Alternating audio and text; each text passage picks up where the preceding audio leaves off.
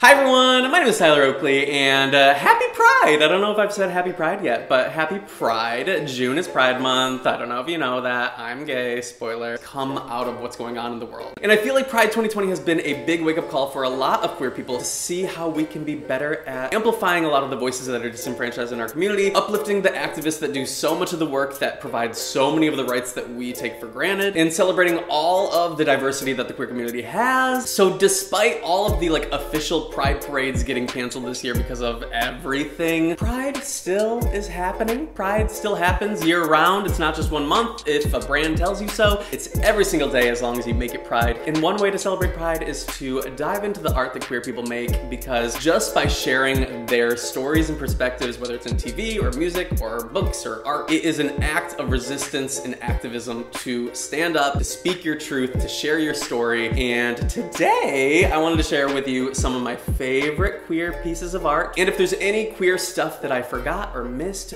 please let me know in the comments, and let me know your recommendations for Queer 2020 Pride in the comments below. So yes, queer shit, let's go. First up, I have a few movies to recommend. On HBO, there is a new documentary called Welcome to Chechnya. 2 years ago for Pride, I made a video about activists that were raising awareness about what is going on in Chechnya, how they have anti-LGBTQ+ persecution happening, and this documentary really focuses on activists that are going in and rescuing people and really saving LGBTQ+ lives. It's on HBO, and it is really eye-opening about how a lot of queer people all around the world still have a long ways to go. Next up is actually a documentary. It is called State of Pride. It is by my good friend Raymond Braun. If you haven't seen it, it is a perfect little glimpse as to what Pride really is, especially in a month where it's like, how are we celebrating? What is going on? Like, how do we really feel the Pride despite being stuck at home? I think it's a really great glimpse into what Pride means in the history of Pride here in America. And State of Pride is actually on YouTube, so if you want to watch it, you can go right after this. I'll put the link below. My next recommendation is a cute little movie called The Half of It. It's on Netflix. So basically, it's about this girl at school, Ellie, who's really smart, and this popular guy at school, Paul, who goes to Ellie and asks like, hey, I really like this girl, Aster. Can you help me write this love letter to her? And so she helps Paul write the love letter to Aster, but as she's writing the love letter to Aster, Ellie realizes she loves Aster, and you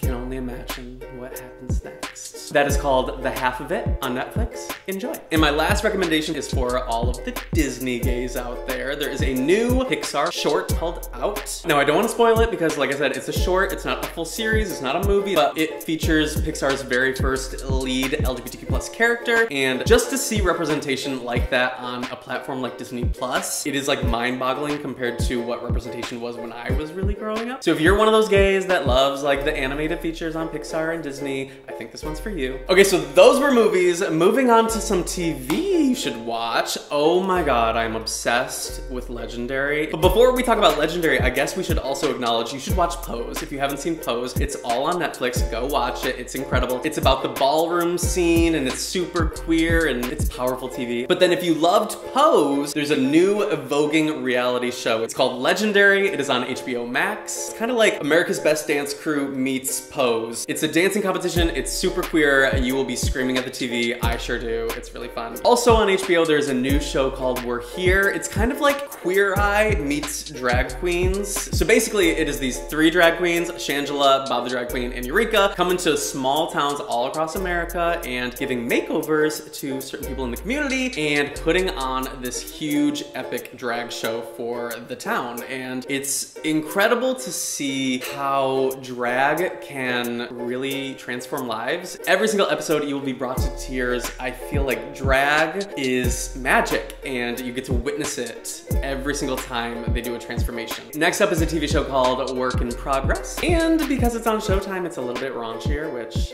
I love. I don't know if you would love, but if you like that, you might love it too. I especially love it because it is not the typical Hollywood formula of giving the queer community scraps. You know what I mean? It's not just like, here's a white gay in a movie about straight people. It's like, here are queer people that are diverse within the queer community and showing their real lives. I think you're gonna like it. Next up, we have on Hulu, Love, Victor, which if you loved Love, Simon, you'll love Love, Victor. It's like a sequel series to the movie about a kid that goes to a new high school and he's trying to find his own way to come out. If you're looking for like something heartwarming and inspiring and just like pull at your little heartstrings. I think you're gonna love it. It's like easy, sweet, pure watching. Okay, so there's some movies, there's some TV. Now let's talk music. Obviously, I have to give love to my bisexual queen, Lady Gaga. Chromatica is incredible. If you haven't listened yet, it is like album of all albums. It is up there with Born This Way for me. It's up there with The Fame Monster. It's up there with all of her classics. So I think you're gonna love it. Go listen to that. It's obviously... It's so good. Another album I'm really loving right now is called Sawayama. It is by Rina Sawayama. I think it's her first album, but I am like obsessed. She is so great. She's this Japanese-British singer-songwriter, and I believe she identifies as pansexual. And the first time I heard the album, it was like one of the first times I heard of her. She really came out of nowhere and was just like, here is a full album of bops. Enjoy. My next album recommendation is one that did come out in 2018, so I'm kind of cheating, but y'all did not give it the respect it deserved. This is by MNEK. It's called Language. It is like stunning what he can do with his voice. One thing that I do really love about MNEK is that bitch, he put in the work before he put out the album. He has written and worked on songs for like Selena Gomez and Beyonce and Her and Little Mix. So if you like any of those queens, you will definitely love what he saved for himself. If you've never listened to it before, bitch, go give MNEK the respect he deserves. And then the last artist I want to tell you about, you may have seen him on The Four. He is named Vincent, and he just came out with his debut EP. It's called The Feeling. He is like a pop king, truly. His music is so like heart-wrenching and the lyrics are so good, and I would not recommend if you just went through a breakup because it is like, oh. My favorite thing about Vincent is, yes, the album is so incredible, but bitch, he can sing live. And if you ever get a chance to see him live, like, oh my goodness, it puts the album to shame. Even though the vocals on the album are already incredible, go see Vincent live, you will not be disappointed. So those are just a few of my music recommendations, but I will be linking to a playlist called Queer Necessities that always is updating with like new queer artists, new queer songs. If you want to check out and be always updated on those, the link will be below. Let's talk some podcasts. Of course, I have to recommend Psychobabble by me and Corey. If you want queer gossip every single week, we are delivering it. It's been like, what, 5 or 6 years of Psychobabble. If you already listened to Psychobabble, I have other podcast recommendations you should listen to. Firstly, I cannot give you a list of queer podcasts without giving a shout out to Las Culturistas by Matt Rogers and Bowen Yang. You may recognize Matt from Game Show and Bowen from SNL. They always have hilarious pop culture commentary, but one little segment that I love that they do is called I Don't Think So Honey, and they basically take a random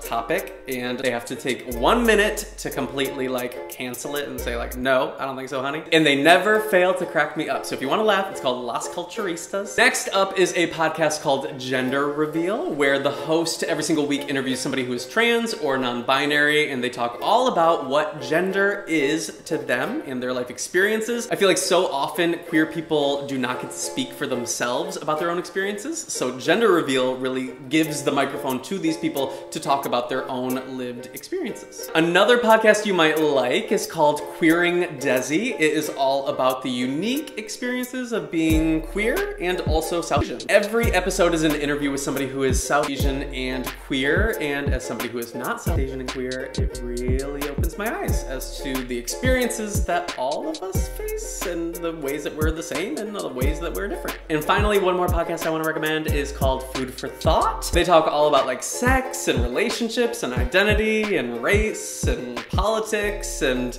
there's advice, and you get to hear what they read and who they read. It's great. I think you'll love it. And finally, some queer books that I feel like you might love this year. First, there is a new book from one of my favorite gay authors. His name is Sam LANSKY. He wrote The Gilded Razor, which if you haven't read that, oh my God, read it. But he's got a brand new novel called Broken People. I ate it up. I could not put it down. It's basically about an LA gay that hears about a shaman who can fix all of your problems in 3 days, and what happens when that gay goes to see that shaman. I loved it. I could not put it down. Sam is instantly one of my favorite authors, so go check that out. Next up is a book called Real Life. It is by Brandon Taylor, and it is about like the intersection of being Black and queer in the Midwest. So without giving too much away, the lead character in the book has this like unexpected encounter with a classmate, and it happens over the weekend, and the book follows like how that affects his life and how it might unravel the fabric of his small little Midwestern town. one. Again, that one's called Real Life. The link will be below. Another book that came out this year that I really appreciated is actually by one of my friends. His name is Adam Eli. It is called The New Queer Conscience. If you follow Adam on Instagram, you already know just how involved he is in activism and making sure that he's amplifying so many voices within our community. So when I saw he was putting out a book, I was like, yes, bitch, I already know the world needs this. It's like a candid and compassionate introduction to queer responsibility and how we all can work together to protect each other. So those are all my queer recommendations for this month. Obviously, I couldn't include everything, so if I forgot something that you absolutely love and you need people to know about, put it in the comments below. If you like this video, give it a thumbs up and subscribe. I put out new videos every single Tuesday. I hope that no matter where you are in the world right now, you are celebrating who you are. If you're queer, I love you. If you're not, you're fine too.